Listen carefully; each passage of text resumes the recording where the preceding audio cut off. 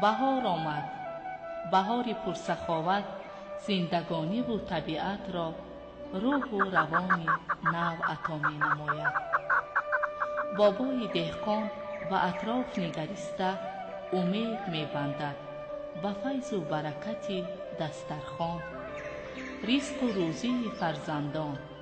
شکر می گوید با تحمل، اندیشه و اخلاص، نیتی پاک و آرزوها.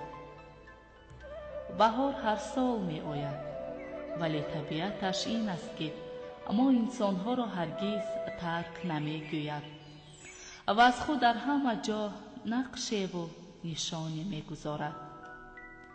در پیراهن اطلس گلدختران، طاقه زردوزی و تور حریر نوعروسان، درز و سوزنی های چیوران، نقش و نگار سحرانگیز صورتگران به جلوه می آید. ای آدمان، بهار فرا آمده است.